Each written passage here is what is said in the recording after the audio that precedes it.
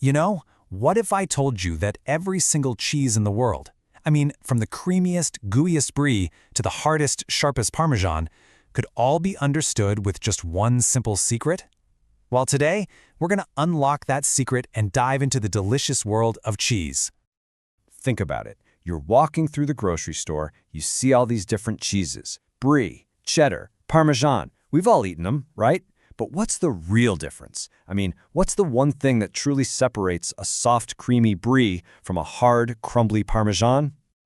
Believe it or not, the answer is so simple. It all comes down to just one thing: moisture. Yep, that's it. The amount of water in the cheese, that is the key that unlocks absolutely everything.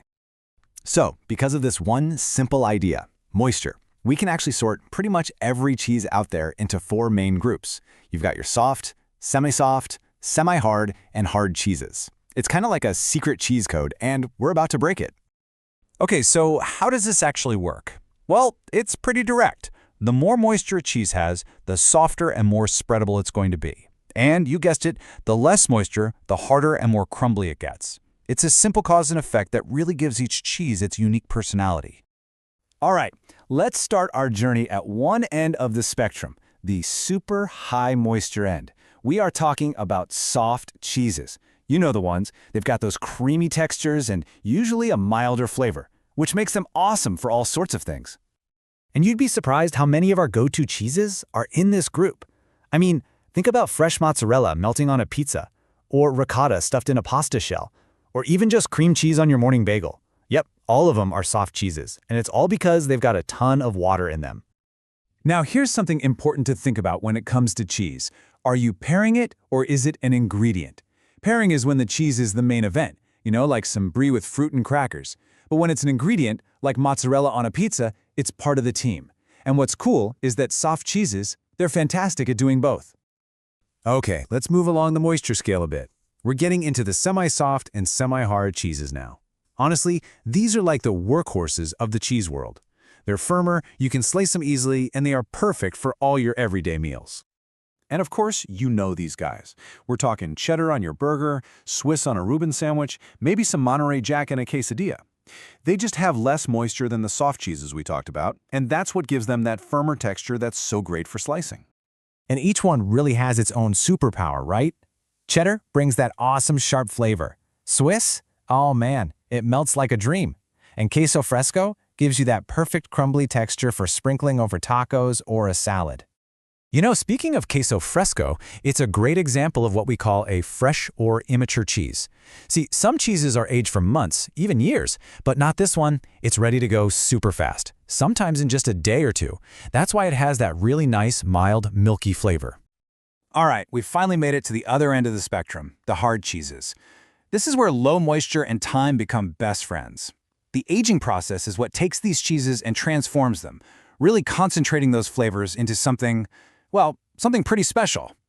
These are the real heavy hitters, the big names. Parmesan and Romano, you can't have pasta without them. Asiago, with that delicious nutty taste. And Gruyere, the absolute king of fondue cheese. They're all dense, they're complex, and just packed with an incredible amount of flavor. Let's just take Parmesan as an example to see how this works. When it's young, a wheel of Parmesan is actually pretty mild. But as it sits and ages, more and more water evaporates. And as that happens, the flavors get super intense, really sharp and nutty. And yeah, you guessed it, the price tag goes up right along with the age. So it's a simple rule. The older a hard cheese gets, the more intense its flavor becomes.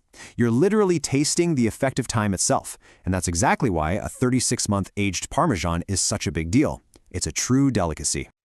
But cheese is way more than just a food group sorted by moisture. It's a huge part of cultures all over the world. There are so many unique traditions and incredible ways that people enjoy it.